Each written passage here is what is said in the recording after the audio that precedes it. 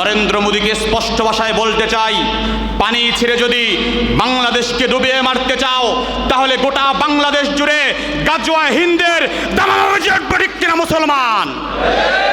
পানি ছেড়ে যদি বাংলাদেশকে ক্ষতিগ্রস্ত করতে চাও তাহলে তোমাদের সেভেন সিস্টারকেও আমরা অক্ষত অবস্থায় রাখবো না। আমরা স্পষ্ট ভাষায় বলতে চাই, ভারতের খবরদারির দিন শেষ, দিল্লির দাদাবাবুদের খবরদারির দিন শেষ। আমরা যেমন ভাবে পাকিস্তানিদের গোলামি করি নাই, চীনের গোলামিও করব না, আমেরিকার গোলামিও করব না। ভারত যদি আবার আমাদেরকে গোলামির জিঞ্জির পড়াতে চায়, ভারতের 20টা হাত ভেঙে দেওয়া হবে, ঠিক কিনা মুসলমান? আমাদের বক্তব্য স্পষ্ট, রাষ্ট্রের কর্ণধার যারা আছে তাদেরকে উদাত্ত আহ্বান করব, ভারতের সঙ্গে আমাদের স্বার্থ বিরোধী যত চুক্তি হয়েছে বিলম্বে সকল চুক্তি বাতিল করতে হবে, ঠিক কিনা মুসলমান?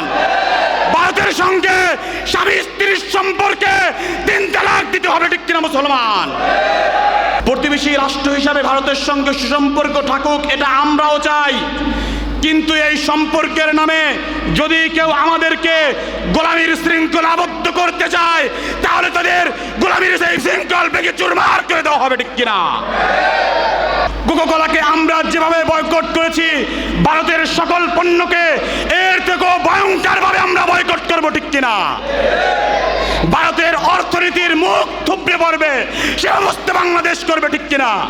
বাংলাদেশের যারা বর্তমানে আছেন অনেকে ভারতের পক্ষপাতিত্ব করছেন, তারা বলছেন ইচ্ছা করে ভারত পানি ছাড়ে নাই। আমরা আপনাদেরকে বলবো, আগের সময় আর এখন নাই। যদি পারেন দেশের পক্ষে কথা বলেন, দেশের স্বার্থের পক্ষে কথা বলেন।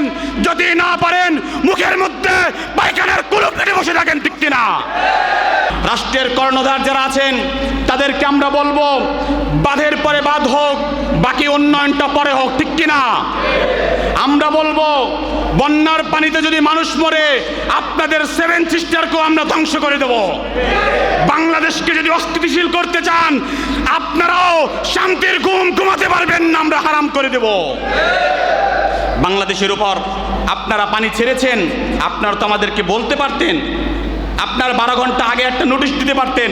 বাংলাদেশের হিন্দু মহাজোটের প্রধান যিনি রয়েছে তিনি অত্যন্ত সুন্দর করে বলেছেন যে ভারত কিছুদিন আগে আমাদের সংখ্যালঘুদের জন্য অনেক মায়াকান্না করেছে, এখন যে তার পানি ছেড়ে দিল, এই পানিতে তো শুধুমাত্র মুসলমানরা মরে নাই, সংখ্যালঘু হিন্দুরাও তো কষ্ট পাচ্ছে। এবং তার বক্তব্য অনুযায়ী যে সকল অঞ্চল প্লাবিত হয়েছে সেই সকল অঞ্চলে হিন্দুদের সংখ্যা অন্য অঞ্চলের থেকে অনেক বেশি।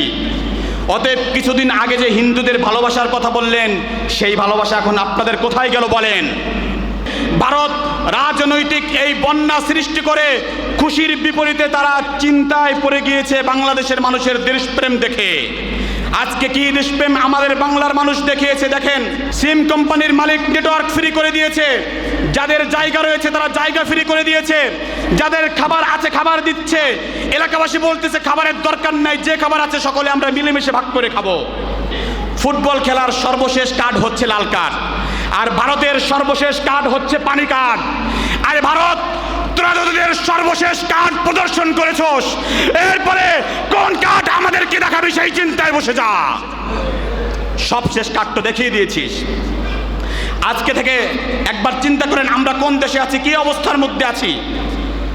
আজ হতে কিছুদিন পূর্বে চীন যখন গঙ্গা নদীর উৎসমুখে বাঁধ তৈরি করে তারা বিদ্যুৎ উৎপাদন করতে চাইল, ভারত সরকার এই বাঁধকে বন্ধ করার জন্য জাতিসংঘ পর্যন্ত তারা দৌড়িয়েছে। অথচ বাংলাদেশের বিরুদ্ধে এই বাঁধ তৈরি করে 50 বছর পর্যন্ত আমাদেরকে পানির কষ্ট দিয়েছে, পানি দ্বারা ভাসিয়ে মেরেছে। কিন্তু আমাদের কর্ণধাররা আজকে পর্যন্ত এর বিরুদ্ধে কোনো ব্যবস্থা নেয় নাই। আজকে নতুন বাংলাদেশের সময় এসেছে ভারতের এই পানি আগ্রাসনকে রুদ্ধ করার জন্য প্রয়োজনে আমরা আন্তর্জাতিক আদালত পর্যন্ত দৌড়াবো, ঠিক কিনা? দেখেন অনেকে বোঝে না বিষয়টা, বলে কি হুজুর ভারত তো পানি ইচ্ছা করে ছাড়ে নাই, বলে ভারত পানি ইচ্ছা করে ছাড়ে নাই। তাদের উদ্দেশ্যে আমি বলবো, ভারত বাঁধ কি জন্য তৈরি করলো বলেন? নদীর পানি নদীর মানসা অনুযায়ী চলবে, নদীর মধ্যে বাঁধ তৈরি করার কারণ কি? এটাই তো তাদের বড় ষড়যন্ত্র ছিল। কারণ ভারত নদীর মধ্যে বাঁধ তৈরি করে আমাদের নদীগুলোকে শীতকালে শুকিয়ে মেরেছে। দীর্ঘদিন শুকনো থাকার কারণে আমাদের নদীগুলো মরে গিয়েছে, যে কারণে যখন একসঙ্গে পানি ছেড়েছে, এই পানি যখন নদীর মধ্যে চলাচল করতে না পেরেছে সঠিকভাবে, কারণ নদীতে মরে গিয়েছে, সেই পানি মানুষের বসবাসের স্থানে চলে গিয়েছে। অতএব পানি ইচ্ছা করেই তারা ছেড়েছে, এবং এটা প্রাকৃতিক বন্যা নয়, এটা রাজনৈতিক বন্যা।